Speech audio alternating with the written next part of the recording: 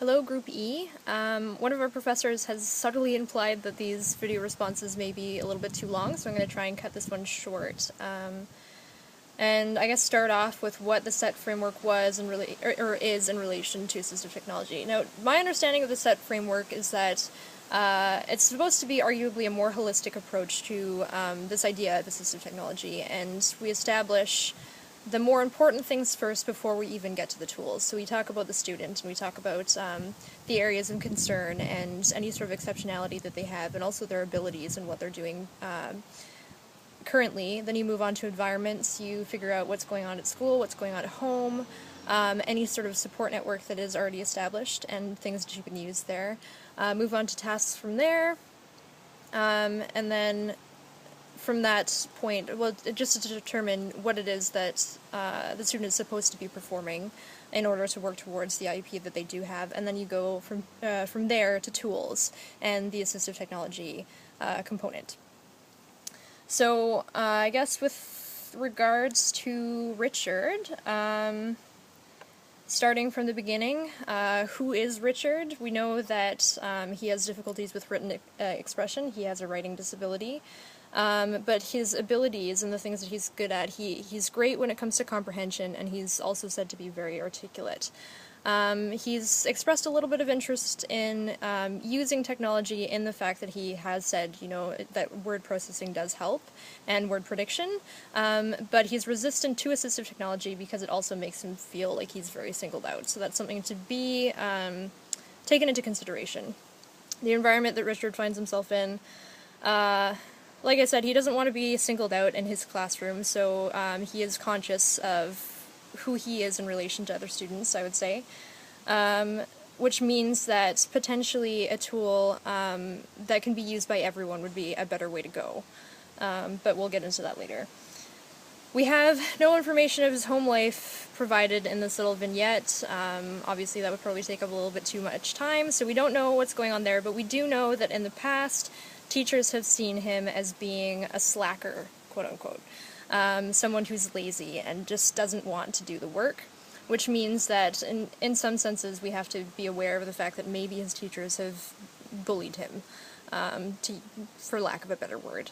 It does seem like he has a good relationship with his resource teacher, though, especially if she's taken the time to work with him and figure out that he is, in fact, very articulate and does have things to say. It just doesn't translate over into written work. So with that connection, you can also use that to build on what's expected of him. So the tasks, we have this desire for Richard to improve his written expression, or at least write at grade level, which may not necessarily be I don't want to say a possibility, because I believe that anything is possible, but with his IEP it might be that that has been adapted to be better suited for his abilities. So the tasks that we probably should be focusing on with a student like Richard would be more of, or at least give more opportunity for him to express himself orally. And I think that happens with a better relationship with the teachers as well. If the teachers have been informed that this is one of his strengths and it really should be played up, then there should be more opportunities for the teachers to look at that oral expression and the fact that he is very articulate, and use that as more of a basis for the assessment rather than his written work. When it comes to tools, it's difficult to say because, like I said before, it would be kind of nice to have a group of tools that could be used by everyone in the class, so Richard doesn't feel singled out, which automatically makes me think that iPads might be a good idea. There are dictation apps on iPads. There's Dragon Dictation as an example of one of those that could work really well for this student. But at the same time, gadgetry may not necessarily be the way to go.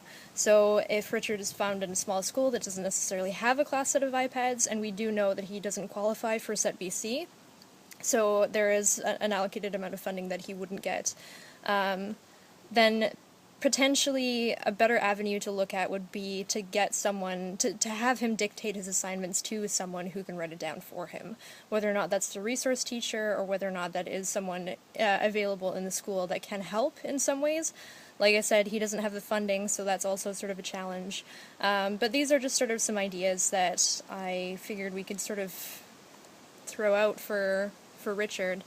As far as, the SETT framework goes, I think one of the things that was noted in the article on leveling the learning field is that the SETT framework is in fact a framework, and it isn't protocol.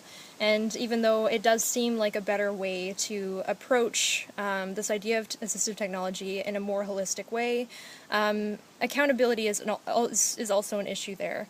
And like I said before, I approach assistive technology with a healthy amount of skepticism, and the STEP program, or the STEP framework as well, SETT framework as well, is something that falls into that category for me. I would like to see examples of this successfully implemented, step by step, and sort of an allocation of the resources that would be needed to follow through with something like this before I am entirely convinced that it is feasible. It's a great idea in theory. I'd like to see it in practice, but I haven't been able to find an example of that. Maybe we'll discuss it in class, I don't know. But yes, this was shorter. Okay, bye guys!